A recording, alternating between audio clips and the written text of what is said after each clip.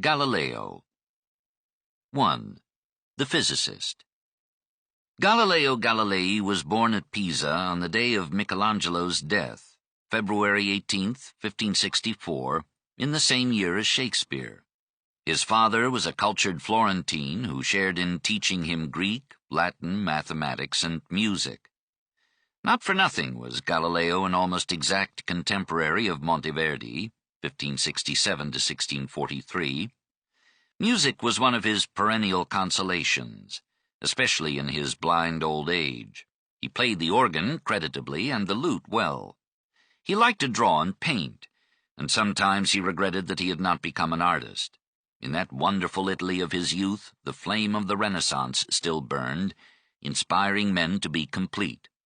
He mourned that he could not design a temple, carve a statue, paint a portrait, write poetry, compose music, guide a ship. He longed to do all of these, and we feel as we contemplate him that he lacked only time. Such a man, under different accidents, could have been any kind of great man.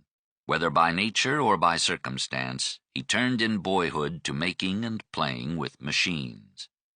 At 17, he was sent to the University of Pisa to study medicine and philosophy. A year later, he made his first scientific discovery, that the swings of a pendulum, regardless of their width, take equal times. By lengthening or shortening the arm of a pendulum, he could retard or quicken the rate of oscillation until it synchronized with his pulse. By this pulsilogia, he could accurately measure his heartbeat. About this time, he discovered Euclid. He overheard a tutor teaching geometry to the pages of the Grand Duke of Tuscany. The logic of mathematics seemed to him immeasurably superior to the scholastic and Aristotelian philosophy that he had received in the classroom. Clandestinely, with Euclid's Elements in his hand, he followed the lessons of the instructor to the pages. The tutor took an interest in him and taught him privately. In 1585, Galileo left the University of Pisa without taking a degree, moved to Florence, and, under the tutor's guidance, gave himself with passion to mathematics and mechanics.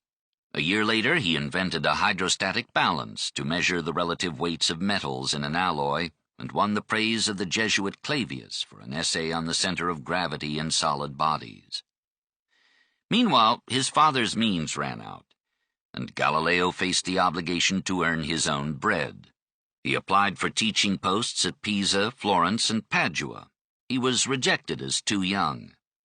In 1589, as he and a friend were planning to seek their fortunes in Constantinople and the East, they heard that the chair of mathematics at Pisa had fallen vacant. Galileo applied for it in forlorn hope. He was still only 25. He was given a 3-year appointment at 60 scudi per year. On this he could starve, but he could show his mettle. He was mettlesome enough, for he began at once from his professorial chair a war on the physics of Aristotle.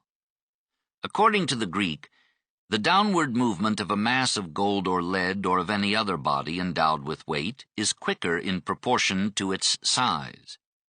Lucretius and Leonardo da Vinci expressed the same view.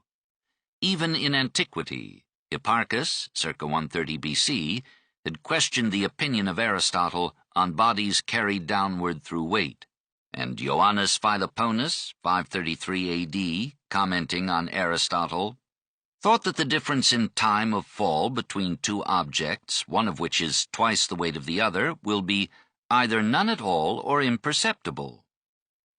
Here we come upon a famous and disputed story. It appears first in an early biography of Galileo, written by his friend Vincenzo Viviani in 1654, 12 years after Galileo's death, and claiming to be founded on Galileo's own verbal account. To the dismay of all the philosophers, very many conclusions of Aristotle were by him, Galileo, proved false through experiments and solid demonstrations, as, among others, that the velocity of moving bodies of the same material, of unequal weight, moving through the same medium, did not mutually preserve the proportion of their weight as taught by Aristotle, but all moved at the same speed. demonstrating this with repeated experiments from the height of the Campanile of Pisa, in the presence of the other teachers and philosophers, and the whole assembly of students. He upheld the dignity of this professional chair with so great fame that many philosophasters, his rivals, stirred with envy, were aroused against him. Galileo himself nowhere mentions the Pisa experiment in his extant writings. Neither is it mentioned by two of his contemporaries, who in 1612 and 1641 reported their own experiments in dropping objects of diverse weight from the top of the Leaning Tower. Viviani's story has been rejected as a legend by some scholars in Germany and America. Uncertain, too, is the tradition concerning the resentment of fellow professors at Pisa. He left that university in the summer of 1592, probably because he had been offered a loftier chair at a better fee. In September we find him installed at the University of Padua, teaching geometry, mechanics, and astronomy, and turning his home into a laboratory to which he invited his students and friends. He avoided marriage, but took a mistress, who gave him 3 children. Now he made the researches and experiments that he gathered together only toward the end of his life in his Dialogues Concerning 2 New Sciences, that is, concerning statics and dynamics. He affirmed the indestructibility of matter. He formulated the principles of the lever and the pulley, and showed that the speed of freely falling bodies increases at a uniform rate. He made many experiments with inclined planes. He argued that an object rolling down one plane would rise on a similar plane to a height equal to its fall, if it were not for frictional or other resistance. And he concluded to the law of inertia, Newton's first law of motion, that a moving body will continue indefinitely in the same line and rate of motion unless interfered with by some external force. He proved that a projectile propelled in a horizontal direction would fall to the earth in a parabolic curve, compounding the forces of impetus and gravity. He reduced musical tones to wavelengths of air, and showed that the pitch of a note depends upon the number of vibrations made by the struck string in a given time. Notes, he taught, are felt as consonant and harmonious when their vibrations strike the ear with rhythmic regularity. Only those properties of matter belong to matter that can be dealt with mathematically: extension, position, motion, density. All other properties, sounds, tastes, odors, colors, and so on, reside only in the consciousness. If the living creature were removed, all these qualities would be wiped away and annihilated. He hoped that in time these secondary qualities could be analyzed into primary physical qualities of matter and motion, mathematically measurable. These were basic and fruitful contributions. They were hampered by inadequacy of instruments. So, for example, Galileo underestimated the factor of air resistance in the fall of objects and projectiles. But no man since Archimedes had ever done so much for physics. 2. The astronomer. Toward the end of his stay in Padua, he gave more and more of his time to astronomy. In a letter, 1596, to Kepler, 7 years his junior, thanking him for the Mysterium Cosmographicum, he wrote, "I esteem myself happy to have as great an ally as you in my search for truth. I will read your work all the more willingly because I have for many years been a partisan of the Copernican view, and because it reveals to me the causes of many natural phenomena that are entirely incomprehensible in the light of the generally accepted hypotheses. To refute the latter I have collected many proofs, but I do not publish them because I am deterred by the fate of our teacher Copernicus, who, though he had won immortal fame with a few, was ridiculed and condemned by countless people, for very great is the number of the stupid. I would dare to publish my speculations if there were more people like you." He professed his Copernican faith in a lecture at Pisa in 1604. In 1609 he made his first telescope, and on August 21st he demonstrated it to Venetian officials. Hear his account. "Many of the nobles and senators, although of a great age, mounted more than once to the top of the highest church in Venice, St. Mark's, in order to see sails and shipping so far off that it was 2 hours before they were seen without my spyglass. For the effect of my instrument is such that it makes an object 50 miles off appear as large as if it were only 5 miles away. The Senate, knowing the way in which I had served it for 17 years at Padua, ordered my election to the professorship for life. He improved his telescope until it magnified objects 1,000 times. Turning it to the sky, he was amazed to discover a new world of stars, 10 times as many as had yet been catalogued. Constellations were now seen to contain a great number of stars invisible to the unaided eye. So the Pleiades were seen to be 36 instead of 7, and Orion 80 instead of 37. And the Milky Way appeared not as a nebulous mass, but as a forest of stars, great or small. The moon was no longer a smooth surface, but a corrugation of mountains and valleys, and the vague illumination of its unsunned half could be explained as partly due to sunshine reflected from the earth.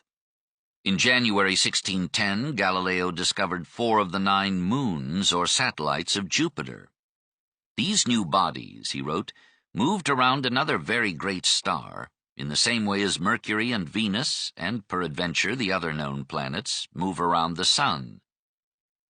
In July he discovered the ring of Saturn, which he mistook for 3 stars. Critics of Copernicus had argued that if Venus revolved around the sun, it should, like the moon, show phases, changes in illumination and apparent shape, and they had held that there was no sign of such changes. But in December, Galileo's telescope revealed such phases, and he believed that they could be explained only by the planet's revolution around the sun. It seems unbelievable, but Galileo, in a letter to Kepler, affirmed that the professors at Padua refused to credit his discoveries, refused even to look at the skies through his telescopes. Tiring of Padua, and hoping for a better intellectual climate in Florence, which was passing from art to science, Galileo named the satellites of Jupiter the Sidera Medicea, after Cosimo II, Grand Duke of Tuscany. In March 1610, he dedicated to Cosimo a Latin treatise, Sidereus Nuncius, summarizing his astronomical revelations. In May, he wrote to the Duke's secretary a letter warm with the ardor and pride of Leonardo's appeal to the Duke of Milan in 1482. He listed the subjects that he was studying and the books in which he hoped to describe his results, and he wondered if he might secure from his master an appointment that would require less time for teaching and leave more for research. In June, Cosimo named him first mathematician of the University of Pisa, and first mathematician and philosopher to the Grand Duke, with an annual salary of 1,000 florins, and without obligation to teach. In September, Galileo moved to Florence without his concubine. He had insisted on the title of philosopher as well as mathematician, for he wished to influence philosophy as well as science. He felt, as Ramus, Bruno, Telesio, and others had done before him, as Bacon was urging in this same decade, that philosophy, which he understood as the study and interpretation of nature in all its aspects, had gone to sleep in the lap of Aristotle, and that the time had come to escape from these 40 Greek volumes and look at the world with loosened categories and open eyes and mind. Possibly he trusted too much to reason. To demonstrate to my opponents the truth of my conclusions, I have been forced to prove them by a variety of experiments, though to satisfy myself alone, I have never felt it necessary to make many. He had the pride and pugnacity of an innovator, though at times he spoke with a wise modesty. I have never met a man so ignorant that I could not learn something from him. He was an ardent controversialist, skilled to spear a foe on a phrase or roast him with burning indignation. In the margin of a book by the Jesuit Antonio Rocco, defending the Ptolemaic astronomy, Galileo wrote, "Ignoramus, elephant, fool, dunce, eunuch." But that was after the Jesuits had joined in condemning him. Before his encounter with the Inquisition, he had many friends in the Society of Jesus. Christopher Clavius confirmed Galileo's observations with his own. Another Jesuit lauded Galileo as the greatest astronomer of the age. a commission of Jesuit scholars appointed by Cardinal Bellarmine to examine Galileo's findings reported favorably on all points. When he went to Rome in 1611, the Jesuits entertained him at their Collegium Romanum. "I stayed with the Jesuit fathers," he wrote. "They had verified the actual existence of the new planets, and had been constantly observing them for 2 months. We compared notes, and I found that their observations agreed exactly with my own." He was welcomed by dignitaries of the Church, and Pope Paul V assured him of his unalterable goodwill. In April, he showed to prelates and scientists in Rome the results of observations that revealed spots on the sun, which he interpreted as clouds. Apparently unknown to Galileo, Johannes Fabricius had already announced their discovery in De Maculis Solis, Wittenberg, 1611, and had anticipated Galileo's conclusion that the periodicity of the spots indicated the rotation of the sun. In 1615, Christoph Scheiner, Jesuit professor of mathematics at Ingolstadt, addressed to Marcus Welser, chief magistrate of Augsburg, 3 letters in which he claimed to have discovered the spots in April 1611. Galileo, back in Florence, received from Welser a copy of Scheiner's communications. He discussed them in 3 letters on the solar spots, published at Rome by the Accademia dei Lincei in 1613. He claimed that he had observed the spots in 1610, and had shown them to friends in Padua. In the clash of claims to priority in discovering the spots, the friendship between Galileo and the Jesuits cooled. Convinced that his findings could be explained only on the Copernican theory, Galileo began to talk of the theory as proved. The Jesuit astronomers had no objection to considering it as a hypothesis. Scheiner sent his objections to the Copernican view to Galileo with a conciliatory letter. "If you wish to advance counter-arguments," he wrote, "we shall in no way be offended by them, but will, on the contrary, gladly examine your arguments in the hope that all this will assist in the elucidation of the truth." Many theologians felt that the Copernican astronomy was so clearly incompatible with the Bible that if it prevailed, the Bible would lose authority and Christianity itself would suffer. What would happen to the fundamental Christian belief that God had chosen this earth as his human home? This earth, now to be shorn of its primacy and dignity, to be set loose among planets so many times larger than itself, and among innumerable stars. 3. On trial. Galileo met the problem uncompromisingly. "Inasmuch as the Bible," he wrote to Father Castelli, December 21, 1613, "calls for an interpretation differing from the immediate sense of the words, as when it speaks of God's anger, hatred, remorse, hands, and feet, it seems to me that as an authority in mathematical controversy it has very little standing. I believe that natural processes which we either perceive by careful observation or deduce by cogent demonstration cannot be refuted by passages from the Bible." Cardinal Bellarmine was alarmed. Through common friends, he sent to Galileo a pointed admonition. "It seems to me," he wrote to the astronomer's pupil, Foscarini, "that you and Galileo would be well advised to speak not in absolute terms, of the new astronomy as proved, but ex suppositione, as I am convinced that Copernicus himself did." On December 21, 1614, a Dominican preacher, Tommaso Caccini, began the attack, taking as his text an excellent pun. "Viri Galilei, quid statis aspicientes in caelum? Ye men of Galilee, why stand ye gazing up into the heavens?"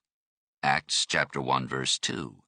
And proceeding to show that the Copernican theory was in irresolvable conflict with the Bible. Other minor warriors sent complaints to the Inquisition, and on March 20, 1615, Caccini lodged a formal accusation against Galileo before the Congregation of the Holy Office, the Inquisition. Monsignor Dini wrote to Galileo that if he would insert into his publications a few sentences declaring the Copernican view to be hypothesis, he would not be disturbed. But Galileo refused, as he put it, to moderate Copernicus. In a letter to the Grand Duchess of Tuscany, published in 1615, he wrote with bold clarity, "As to the arrangement of the parts of the universe, I hold the sun to be situated motionless in the center of the revolution of the celestial orbs, while the earth rotates on its axis and revolves about the sun." He went on to a broader heresy. "Nature is inexorable and immutable. She never transgresses the laws imposed upon her, or cares a whit whether her abstruse reasons and methods of operation are understandable to men.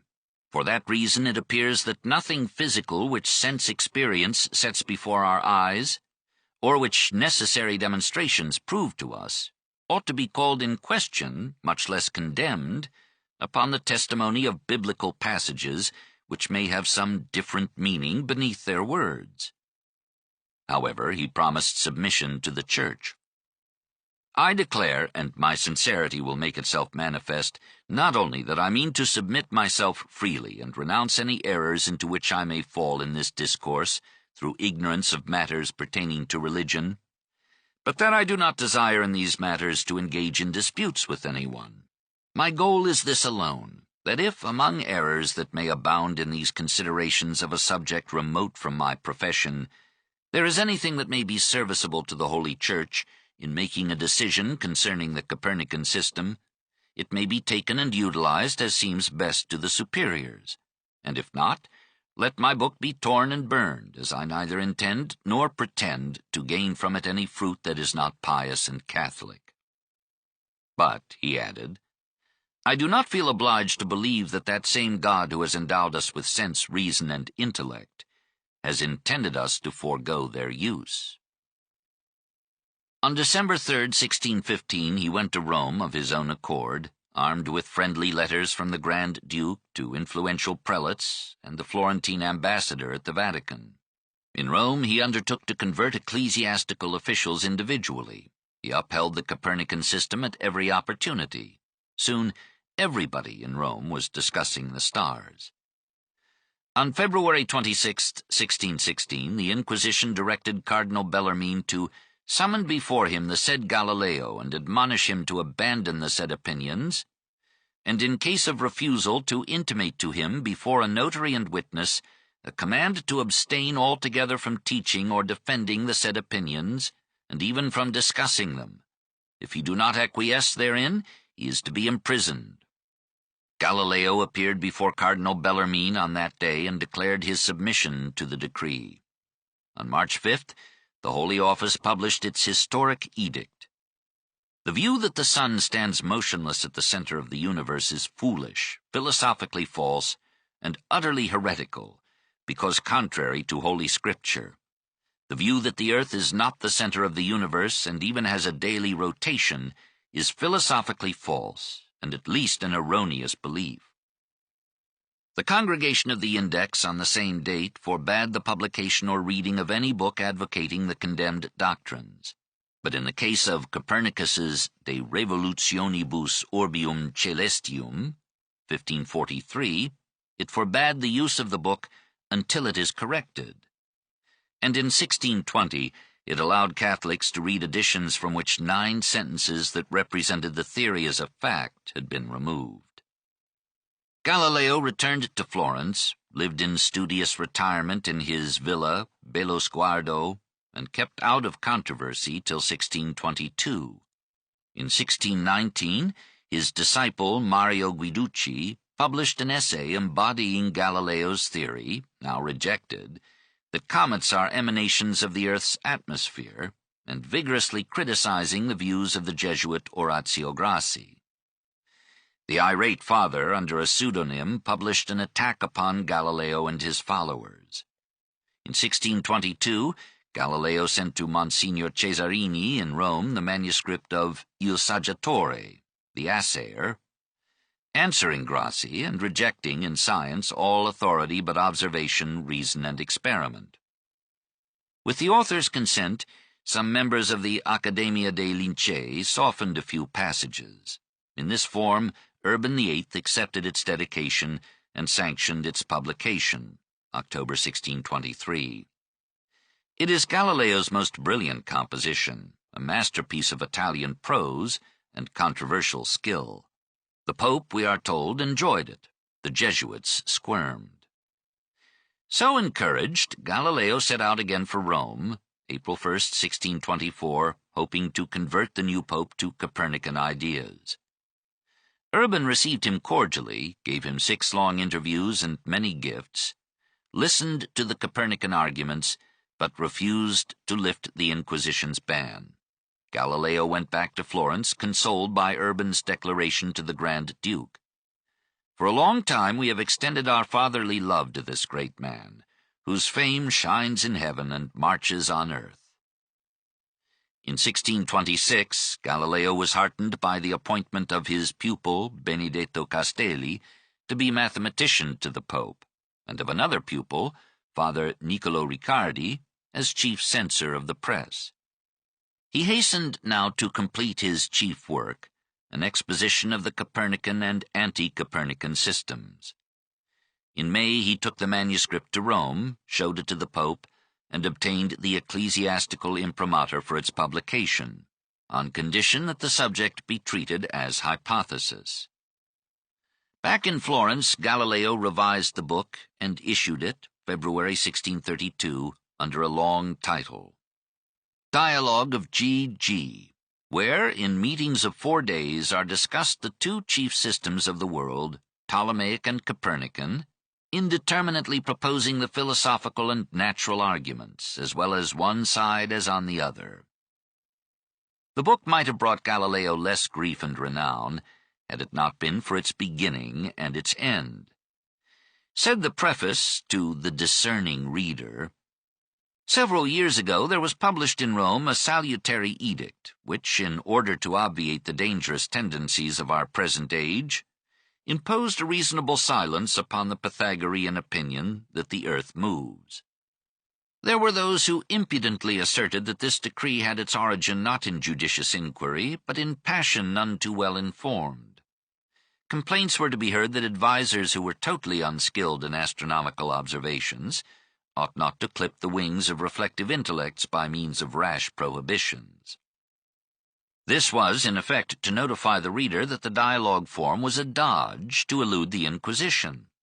In the dialogue, 2 characters, Salviati and Sagredo, the names of 2 of Galileo's warmest friends, defend the Copernican system. A 3rd character, Simplicio, rejects it, but with transparent sophistry. Near the end of the work, Galileo put into Simplicio's mouth, almost verbatim, a statement that Urban VIII had insisted on being added. God is all-powerful. All things are therefore possible to him. Ergo, the tides cannot be adduced as a necessary proof of the double motion of the earth without limiting God's omniscience. Upon which Salviati comments sarcastically, an admirable and truly angelic argument.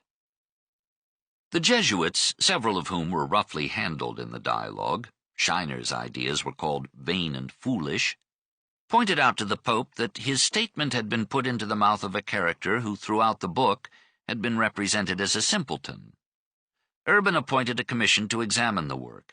It reported that Galileo had treated the Copernican system not as hypothesis, but as fact, and that he had secured the imprimatur by clever misrepresentations. The Jesuits added, with foresight, that the doctrines of Copernicus and Galileo were more dangerous to the Church than all the heresies of Luther and Calvin. In August 1632, the Inquisition forbade further sale of the dialogue and ordered the confiscation of all remaining copies. On September 23rd, it summoned Galileo to appear before its commissioner in Rome. His friends pleaded his 68 years and many infirmities, but to no avail. His daughter, now a fervent nun, sent him touching letters begging him to submit to the Church. The Grand Duke advised him to obey, provided him with the Grand Ducal sedan chair, and arranged with the Florentine ambassador to house him in the embassy. Galileo reached Rome February 13, 1633. 2 months passed before the Inquisition called him to its palace, April 12th. He was charged with having broken his promise to obey the decree of February 26, 1616, and was urged to confess his guilt. He refused, protesting that he had only presented the Copernican view as hypothesis. He was kept a prisoner in the Palace of the Inquisition till April 30th. There he fell sick. He was not put to torture, but may have been led to fear it. At a second appearance before the commission, he humbly confessed that he had stated the case for Copernicus more strongly than against him, and offered to correct this in a supplementary dialogue. He was allowed to return to the house of the ambassador. On May 10th, he was examined again. He offered to do penance and begged consideration for his age and ill health. At a fourth examination, June 21st, he affirmed that after the decree of 1616, every doubt vanished from my mind, and I held and still hold Ptolemy's opinion that the earth is motionless and that the sun moves, as absolutely true and incontestable. The Inquisition countered that Galileo's dialogues made quite clear his acceptance of Copernicus. Galileo insisted that he had been anti-Copernican since 1616. The Pope had kept in touch with the examination, but had not attended in person. Galileo hoped that Urban VIII would come to his aid, but the Pope refused to interfere. On June 22nd, the Inquisition pronounced him guilty of heresy and disobedience. It offered him absolution on condition of full abjuration. It sentenced him to the prison of this holy office for a period determinable at our pleasure, and prescribed as penance the recitation of the 7 penitential psalms daily for the next 3 years. He was made to kneel, repudiate the Copernican theory, and add, "With a sincere heart and unfeigned faith, I abjure, curse, and detest the said errors and heresies, and generally every other error and heresy contrary to the Holy Church. And I swear that I will never more in future say or assert anything which may give rise to a similar suspicion of me. And that if I shall know any heretic or anyone suspected of heresy, I will denounce him to this holy office. So may God help me, and these his holy Gospels which I touch with my own hands." The sentence was signed by 7 cardinals, but did not receive papal ratification. The story that on leaving the trial chamber Galileo muttered defiantly, "Eppur si muove," and yet it does move, is a legend not traceable before 1761. After 3 days in the prison of the Inquisition, he was allowed by order of the Pope to go to the villa of the Grand Duke at Trinità dei Monti in Rome. A week later he was transferred to comfortable quarters in the palace of his former pupil, Archbishop Ascanio Piccolomini, at Siena. In December 1633 he was allowed to remove to his own villa at Arcetri, near Florence. Technically he was still a prisoner, and he was forbidden to wander outside his own grounds, but he was free to pursue his studies, teach pupils, write books, and receive visitors. Here Milton came in 1638. His nun daughter came to live with him, and took upon herself the penalty of reciting the Psalms. 4. The Patriarch. Apparently he was a broken man, defeated and humiliated by a church that felt herself the guardian of the faith, hopes, and morals of mankind. His abjuration, after months of imprisonment and days of questioning that could have shattered the mind and will of a young warrior, was forgivable in an old man who remembered Bruno's burning 33 years before. But he was not really defeated. His book spread through Europe in a dozen translations, and his book did not recant. He solaced his grief at Siena and Arcetri by summing up his physical researches in another major work, Discorsi e dimostrazioni matematiche intorno a 2 nuove scienze, Dialogues concerning 2 new sciences. As the Italian press was closed to him by his condemnation, he negotiated secretly with foreign printers, and finally the Elsevier firm issued the book at Leiden in 1638. It was acclaimed throughout the learned world as raising the science of mechanics to a higher level than ever before. After its publication, he continued to prepare additional dialogues in which he studied the mechanics of percussion and adumbrated Newton's second law of motion. In the last days of his life, says his first biographer, and amid much physical suffering, his mind was constantly occupied with mechanical and mathematical problems. In 1637, just before his eyesight began to fail, he announced his last astronomical discovery: the librations of the moon, the variations in that side of the moon which always faces the earth. And in 1641, a few months before his death, he explained to his son a plan for making a pendulum clock. The portrait that Sustermans painted of him at Arcetri, now in the Pitti Gallery, is of genius incarnate. Immense forehead, pugnacious lips, searching nose, penetrating eyes. This is one of the noblest faces in history. The eyes lost their sight in 1638, perhaps from too arduous gazing. He consoled himself with the thought that no man since Adam had seen so much as he. "This universe," he said, "that I have extended 1,000 times, has now shrunk to the narrow confines of my own body. Thus God likes it, so I too must like it." In 1639, suffering from sleeplessness and 100 pains, he was allowed by the Inquisition to visit Florence, under strict surveillance, to see a physician and hear Mass. Back in Arcetri, he dictated to Viviani and Torricelli and played the lute till his hearing also failed. On January 8, 1642, aged almost 78, he died in the arms of his disciples. Grotius called him the greatest mind of all time. He had, of course, some limitations of intellect and character. His faults, pride, temper, vanity, were literally the defects or price of his qualities, his persistence, courage, and originality. He did not recognize the importance of Kepler's calculations on the planetary orbits. He was slow to credit the work of his contemporaries. He hardly realized how many of his discoveries in mechanics had been made before him, some by another Florentine, Leonardo. The views for which he was punished are not precisely those that astronomers hold today. Like most martyrs, he suffered for the right to be wrong. But he was not wrong in feeling that he had made dynamics a full-fledged science, and had widened the human mind and perspective by revealing in greater measure than ever before the frightful immensity of the universe. He shared with Kepler the honor of winning acceptance for Copernicus, and with Newton the distinction of showing that the heavens declare the glory of law. And, like a good son of the Renaissance, he wrote the best Italian prose of his time. His influence pervaded Europe. His very condemnation raised the status of science in northern lands, while lowering it for a while in Italy and Spain.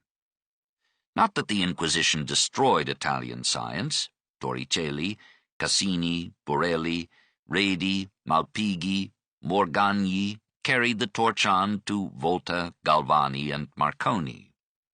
But Italian scientists, remembering Galileo, avoided the philosophical implications of science. After the burning of Bruno and the intimidation of Descartes by Galileo's fate, European philosophy became a Protestant monopoly. In 1835, the Church withdrew the works of Galileo from her index of prohibited books. The broken and defeated man had triumphed over the most powerful institution in history.